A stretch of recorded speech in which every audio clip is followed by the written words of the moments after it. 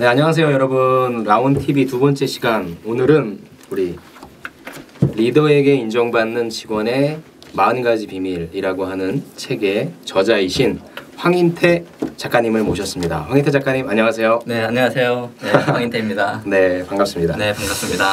네, 먼저 우리 작가님, 황인태 작가님 자기소개 간략하게 좀 해주시죠. 네, 예. 여러분 안녕하십니까?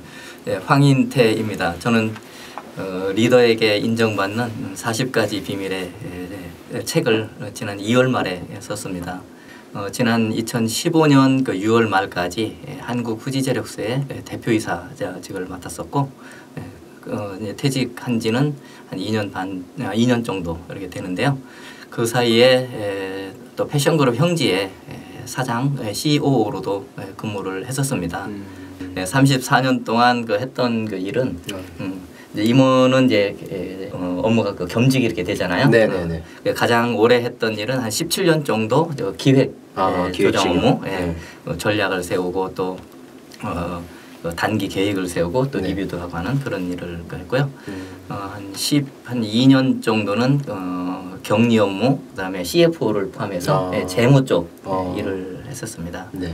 그리고 한 11년 정도 인사, 노무 업무를 했었고요. 물론 이제 교육도 같이 담당을 했었고, 그리고 4년간의 그 마케팅 실장, 또 4년간의 그 영업본부장, 그리고 3년 동안 대표이사를 역임을 하고 퇴직을 했었습니다.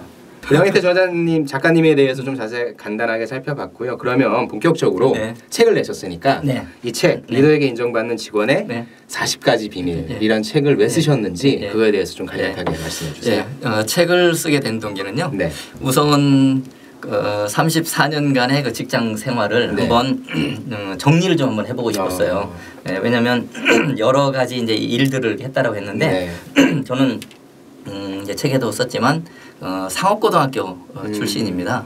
상고 출신이 글로벌 회사의 그 대표이사까지를 지내고 퇴직을 했는데 특히 2030 막 직장 생활을 시작하는 사람들한테 어떻게 하면 그야말로 리더들한테 인정을 받을 수 있는가 하는 저의 그 이야기들을 솔직하게 또 진솔하게 씀으로 해서 2030의 멘토 역할도 좀 할 겸 그렇게 해서 책을 쓰게 됐습니다. 그러니까 실제 일반적인 자기계발서 같은 경우는 추상적인 내용들이 많을 텐데 이 책 같은 경우는 대표님께서 실제 근무하신 것들을 바탕으로 해서 이렇게 하면 리더에게 인정받을 수 있다라고 한 어떻게 보면 대표님의 방법 작가님의 방법론이 되겠네요. 네, 그렇습니다.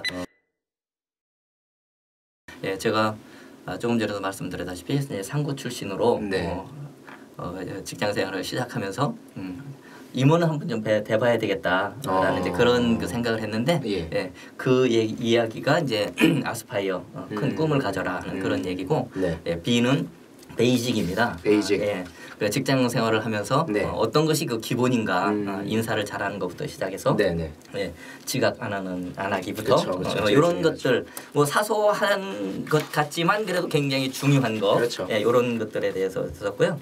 세 번째가 이제 커리지 용기를 갖자라는 건데 사실 그 말이 뭐 용기를 갖자 좀 말이 쉽죠.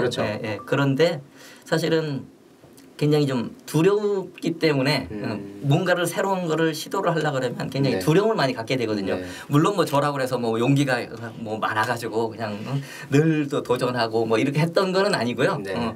34년 직장 생활을 하면서 수많은 도전을 했고 수많은 실패도 했고 그래서 두렵지만 한번 좀 해보자. 그리고 가만히 있으면 아무것도 안 이루어지잖아요. 그러니까 뭔가 를 시도를 해야만 변화가 생기는 거니까 그런 쪽에서의 그 커리지 용기를 갖자라는 그런 커리지 얘기가 되고 이제 네 번째가 이제 두잇입니다.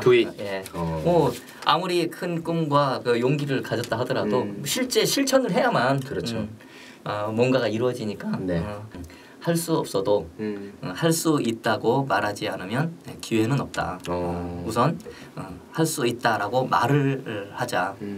말을 하고 강한 실행력을 갖자라는 그런 말을 우리 그 신입사원들이라든지 아니면 진급자 교육 뭐 등등 갈 때마다 이 얘기를 하고 있는데요. 네. 실천하지 않으면 그렇죠. 뭐가 이루어지질 않으니까요. 네, 그게 맞습니다. 이제 네 번째 네. 두이시고 이제 다섯 번째 이는 이제 엔조이입니다. 그래서 우선 뭐 뭔가 좀 즐거워야 그렇죠. 할 수 있는 그 마음이 생기잖아요. 예. 그래서 제가 딱 이제 책에다가는 이제 그런 말을 써놨는데, 예. 그러니까 그 대청봉 등산을 등산복을 입고 갈 때의 그 마음하고 예비군복을 입고 올라가는 마음하고가 완전히 다를 거 아닙니까? 그죠? 예비군복을 입고 왜 가죠? 훈련 받으러. 훈련 받으러 가는 거랑 혼자서 등산복을 입고 그 갈 때 하고, 그렇죠.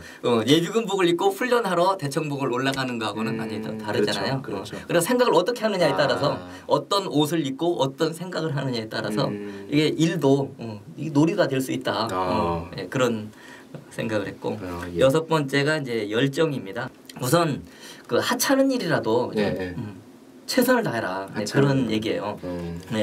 달인 프로그램에서 보면 그야말로 뭐 별거 아닌 거거든요.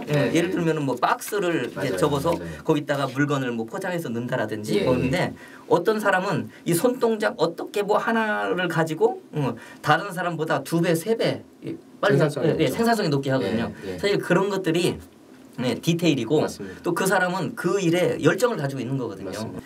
그리고 이제 마지막이 인간적 매력인데요. 인간적 매력은 저는 우선 좀 신뢰를 할 수 있는 사람이 돼야 된다고 생각을 해요.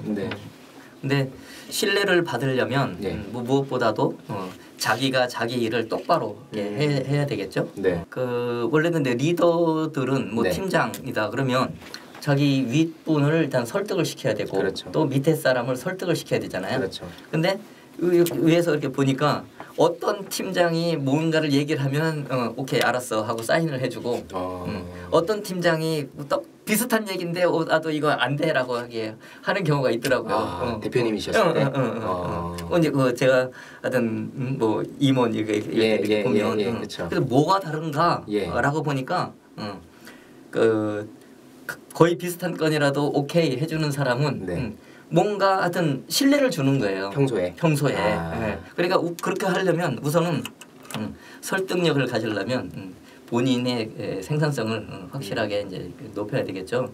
이제 뿐만 아니라 좀 겸손한 사람이 좀 되었으면 좋겠다라는 생각이 들어지더라고요.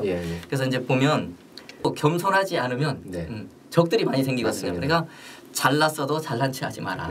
또 중요한 것 중에 하나가 좀 나서서 좀 도와줘라. 내가 뭔가를 도와줄 수 있는 그런 입장 또한 도와줄 수 있는 능력 도와줄 수 있는 시간이 되면 기꺼이 도와줘라. 그러면 나의 성공의 도움의 숫자를 늘리는 게 되더라고요. 그래서 이제 그런 그 내용들에 대해서 책을 썼습니다.